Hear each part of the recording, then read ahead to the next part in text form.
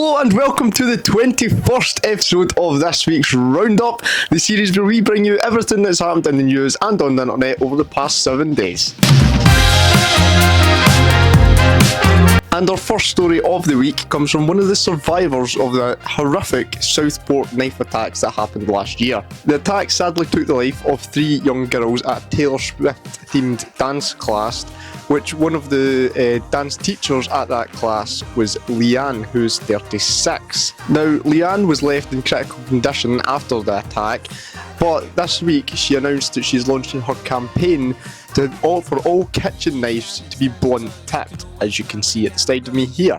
She said that she's not been able to use knives in the kitchen since the horrific attack just due to trauma, but she said that the blunt tipped knives have helped her in her recovery process, but more importantly, the blunt tipped knives pose less of a lethal threat when used as a weapon. And I mean, this programme gets 100% of my backing, but realistically, at the end of the day, you could make all kitchen knives illegal, you could make all knives illegal, but drugs are illegal and it doesn't stop people selling them and taking them. So, you know, it just goes back to the point of it is not the product that is the problem, it is the people behind them. And I mean, this was clearly shown when not even a man, the thing was, you know, that committed these attacks. There was so many signs that they were a monster, and the signs were missed, and it led to this horrific incident, which 100% could have been prevented. But yeah, I will leave a link at the top of the description to a knife crime prevention charity that helps educate youths on, you know, the severity of knife crime. But yeah, please stop carrying knives on the streets. And moving on, and at the start of the week it was announced that former President of the United States, Joe Biden, had been diagnosed with prostate cancer. It is a grade group 5 form of prostate cancer, which is a lot more aggressive form of the disease. Biden and his family are currently looking at the best treatment options for this. But yeah, he has had loads of messages from people all around the world, also his successor, Donald Trump. But yeah, we wish him and his family all the best through this horrible time. And next up, a man in Norway named Johan Helleberg woke up to find an 135-metre cargo ship in his front garden. On Thursday morning, he had woke up after a lovely sleep apparently, made his way to his front yard and seen the massive vessel just metres away from his home where he was sleeping. Thankfully, no injuries or oil leaks were reported and the ship was going to be moved during the high tide. But I mean, Jesus, I thought I was a deep sleeper. How has he slept through just this? I mean, how much do these things weigh? And it's crashed into the cliffs and, you know, got metres away from his house, and he's just blissfully unaware.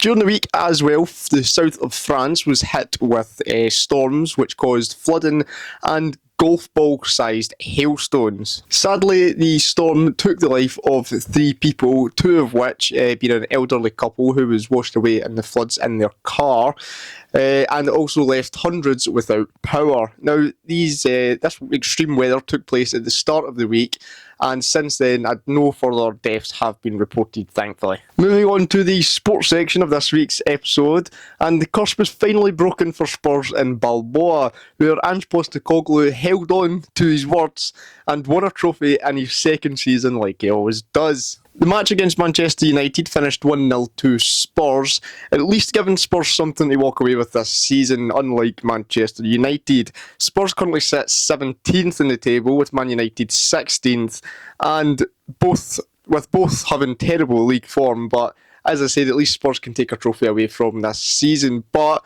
it does leave more questions around Man United and just the club itself after going from years of, you know, dominating football, you know, winning trophies all the time, to now just off the relegation spots and no trophies. Arsenal women's team as well lifted the Champions League trophy after beating Barcelona 1-0. And it's the weekend of the Monaco Grand Prix, and after many red flags during practices as expected, including Lance Stroll rear-ending Leclerc, which actually wasn't all Lance's fault for once. Sorry, no.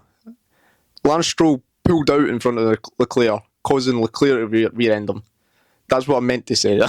But yeah, we move on to qualifying. We're disaster struck for Mercedes, with Antonelli putting his car into the wall and George Russell's having a mechanical failure, leaving them 14th and 15th. Lando Norris managed to pinch pole position off Charles Leclerc, with also setting a new track lap record.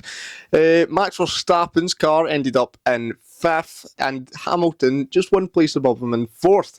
But that wasn't it, because after the race had finished, the stewards deemed Lewis Hamilton had impeded Max Verstappen during his flying lap and gave him a 3-place grid penalty, dropping Hamilton down to 7th and promoting Max, Hadjar and Alonso up a place. But the race is at 2 PM today, and we're also running a new mandatory two-stop strategy during the race, so hopefully it'll make it a bit more exciting. You've probably heard me many times talk about how boring the race is, but yeah, we'll see. And last little bit of sports news, Luka Modric announced this week he'll be leaving Real Madrid at the end of the season. Moving on, and a new video was released this week with audio of the moment the Titan submersible, which you may remember, imploded, taking the life of everyone on board.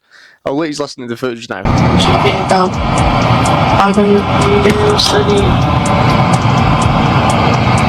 was that like? And next up, more aviation disasters struck this week after a small plane crashed into a residential area in San Diego. The crash took the life of 6 people, with a music agency saying 3 of its employees were killed in the accident, including the company's co-founder, Dave Shapiro. At least 100 residents have been evacuated and housed at a nearby school after jet fuel was pouring down the streets. Now, the emergency services have said at this point that they don't know when it's going to be safe for residents to return back to their homes. You may remember that a few weeks ago we covered the rap trio Kneecap.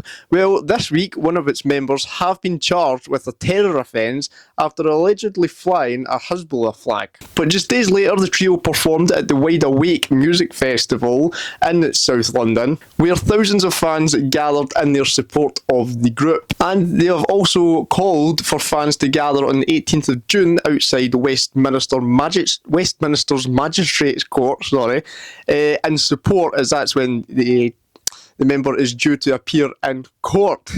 There we go, finally managed to get that out. But that is all for this week. Here's my clip of the week.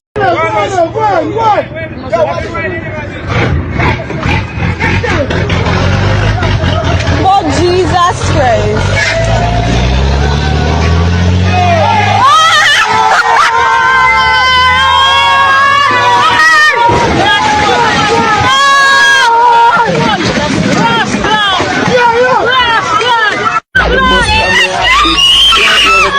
And yeah, as per usual, hope you have a wonderful week next week, and I will see you again next Sunday at 5 PM. I've also just realised while sitting editing this video, I completely missed in the sports section the part about the Scottish Cup final, which I genuinely did not mean to miss out. I don't know how I missed it, but yeah, Aberdeen beat Celtic, and as I wrote in the script, it was scripted and everything, fair play to Aberdeen, and props to the supporters as well, because I honestly didn't think that they would sell out their half of the stadium, but they did, and they put on a good atmosphere, so props to Aberdeen, well done. You can't win them all. It was McGregor who missed the first penalty. Aberdeen won 5-4 in penalties, but you cannot criticise McGregor after the season he's had. He's played an absolute critical role in the team, and it was shown in the games he was missing injured. But yeah, that is all for this week. I don't know how I missed it. It must have just been, my brain automatically avoiding that. But yeah, that's all. Goodbye.